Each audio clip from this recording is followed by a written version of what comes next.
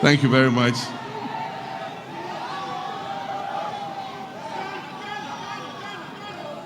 Her Excellency, the Vice President of the Republic of Ghana, Jane Nana Opoku-Agyeman.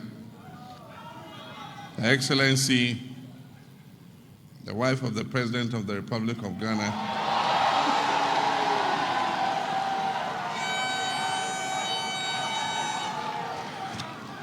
Lordina Mahama, our spiritual fathers and mothers, shepherds of the flock, our party executives and activists, our traditional rulers, chiefs and queen mothers, our beautiful choirs that have sung here today and ministered to us, everybody who's made this occasion a success, I want to say a big thank you and a big akwaba. Welcome.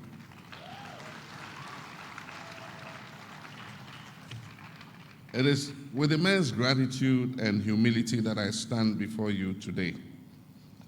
This Thanksgiving service is a testament to the boundless grace of Almighty God and the unyielding power of prayer. As I reflect on this journey, the campaign, the elections, and the victory, I'm reminded of the words in Psalm 118, verse 23, that this is the Lord's doing, and it is marvelous in our eyes.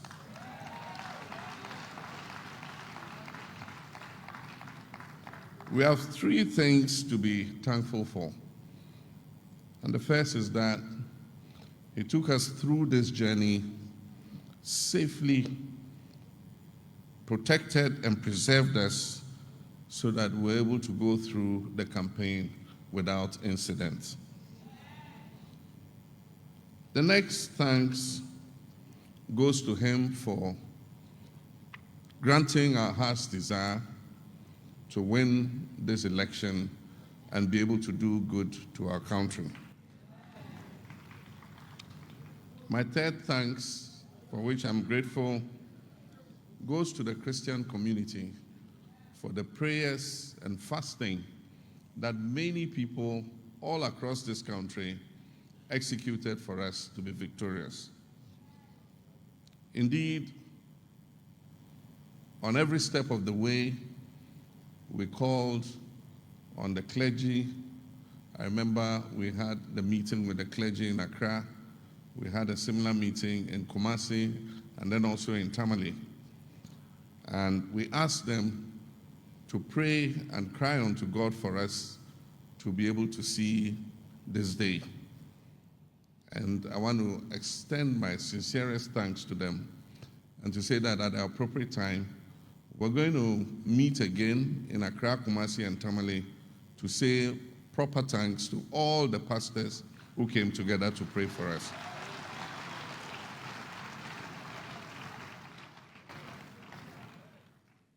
Indeed, this victory is not ours alone. It is a victory of a nation united in faith and hope. It is a manifestation of the will of God and the collective prayers of millions of Ghanaians who trusted that He will guide us through. To Him alone be the glory, for He has done marvelous things. Allow me to express my heartfelt gratitude to all who have been part of this journey. To my team, your dedication, sacrifice, and belief in our shared vision for Ghana has been instrumental in this achievement. You worked closely, often at great personal cost and sacrifice, to bring us to this point, and for that I'm deeply thankful. To the Christian community and faith-based organizations, I cannot thank you enough. Your steadfast prayers, encouragement, and active role during the elections have been a source of strength for me and my team and all who have participated in this process. You have shown the nation the importance of faith and unity, reminding us that even in the most challenging times, God is always there for us. We cannot forget the critical role the church plays in fostering peace and stability in our nation. By preaching love and unity and encouraging civic responsibility, you have been the pillars of support. It is through your guidance that we've been able to navigate this season peacefully and continue to bask in the glory as the beacon of democracy in Africa. And I am truly grateful. As we celebrate this victory, I want to assure every Ghanaian that I stand here as a president for all of you, regardless of your political,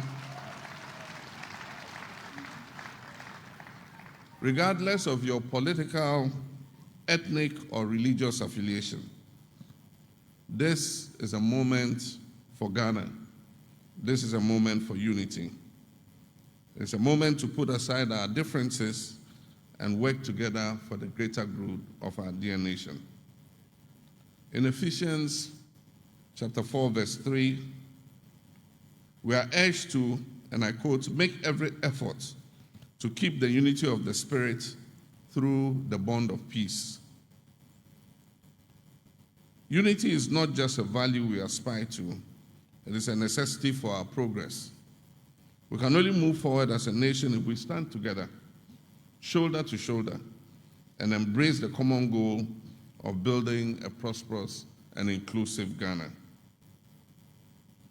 Today, I want to share with you a few tidbits about a vision for transformation, a vision for a national reset. In Jeremiah chapter 29, verse 11, it reminds us of God's promise. And I quote, it says, "For I know the plans I have for you, declares the Lord, plans to prosper you and not to harm you, plans to give you hope and a future." With this assurance, we embark on a journey to rebuild and reset our nation. The resetting of our nation, Ghana, is anchored on restoring hope and creating opportunities for all. We will address the challenges of unemployment by investing in entrepreneurship, in vocational training and value chain development in agriculture and industry. Our youth deserve better opportunities, and we are committed to providing them with the tools that they need to thrive in life.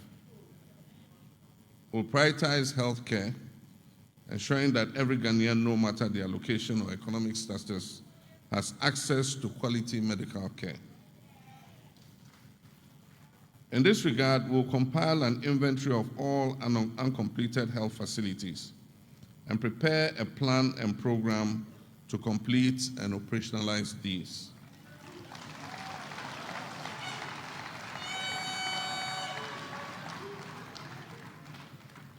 To improve access to health care for all our people, we will, in the next budget, uncap the National Health Insurance Levy.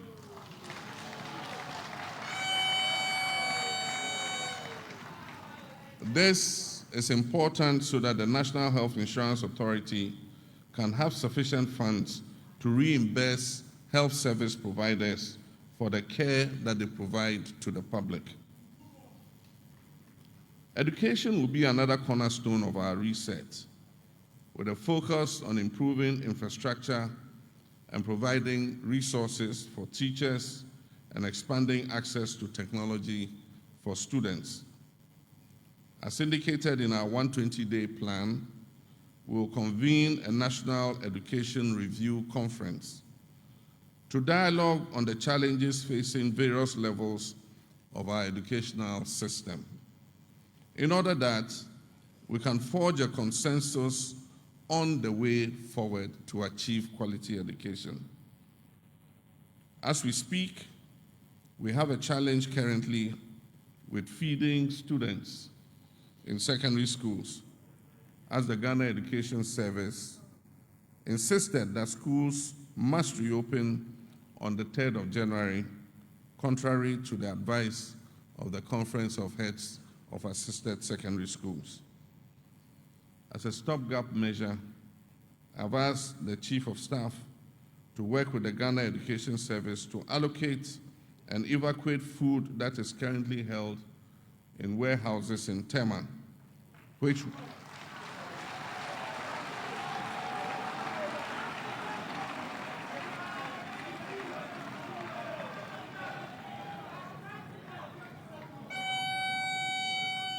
this food was imported by the outgone government in response to the drought that occurred last year. But in this emergency, we need to use some of that food to feed our students so that education can continue.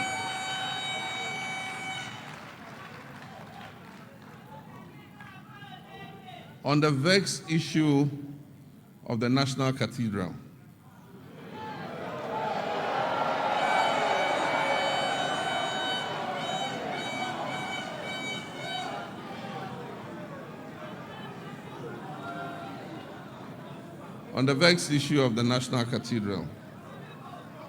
the Commission on Human Rights and Administrative Justice directed government to audit the project and investigate any misuse of public funds.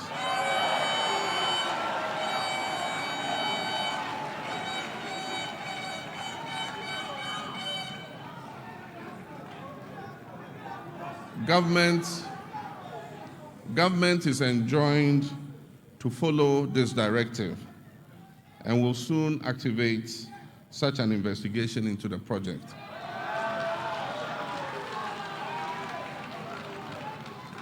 But on the future of the project, the cathedral, I believe that all of us as Christians must forge a consensus on how to achieve such a project without recourse to public funds. And this project must be achieved at a reasonable cost. In the current circumstances that Ghana is going through, it makes no sense to achieve such a project at a whopping sum of $400 million. I am informed that the National Ecumenical Center in Abuja, which is used by all Christian faith in Nigeria, was built at a cost of $30 million. I believe that we can reach a more reasonable figure for achieving such a project, and together we can raise the funding for it. Such a reconsideration of this project might even include changing the current site that was chosen for the project.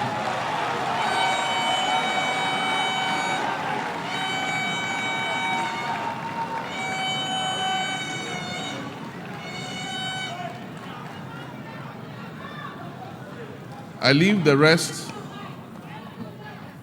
rest to any such future consultation that we will have as the body of Christ. As leaders, we are called to serve with integrity and accountability.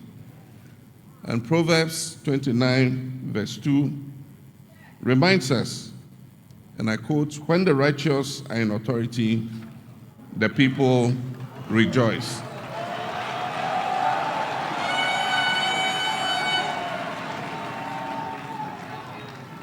I therefore pledge before you, my holy fathers, to lead a government that is transparent, that is accountable, and focused on justice and fairness, as you just exhorted us here today. We'll strengthen the fight against corruption relentlessly, knowing that it undermines the very fabric of our society. Any persons who find themselves appointed to public office has to be made aware that they will be held to the highest ethical and professional standards. So all those of you who are applying me with your CVs, know that it is not going to be an easy job. and it's not going to be business as usual. We will govern with the understanding that we are stewards of the resources and trust that is bestowed upon us by the sovereign people of Ghana. In Genesis 2, verse 15, the Bible says, and I quote, "The Lord God took the man and put him in the Garden of Eden to work it and take care of it." This verse therefore reminds us of our duty to be good stewards of our nation. We should take Ghana as the Garden of Eden, and that God gave us a charge to work our country and to take care of it. We will work diligently to restore our economic prosperity. We will work diligently to promote sustainable energy and protect our environment. We will ensure the equitable distribution of resources so that all Ghanaians can benefit from the bountiful blessings that God has given us. The challenges we face are great, but with determination, innovation, and a collective effort, we can overcome them and build a Ghana that future generations will be proud of. As we embark on this journey, I humbly ask for your continued prayers and partnership. Governing a nation is a responsibility that requires wisdom, strength, courage, and humility. I'll continuously seek the counsel of men and women of God, knowing that without him, we are nothing. In 2 Chronicles chapter 7, verse 14, and the Lord says, "If my people who are called by my name will humble themselves and pray and seek my face and turn from their wicked ways, then I will hear from heaven and I'll forgive their sins and will heal the land."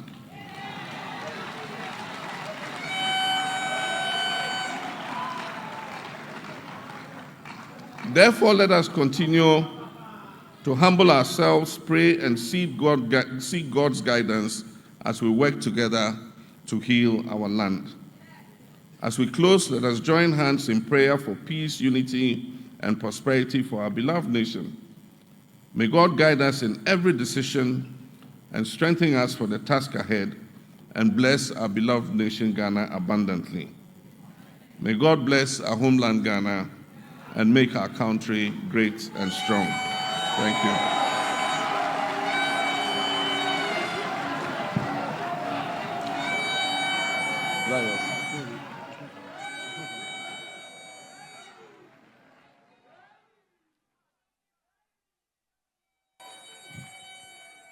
Ladies and gentlemen, let's give God a round of applause once again for our President, His Excellency, John Dramani Mahama. Oh, let's give God a praise. Hearing our President reminds us that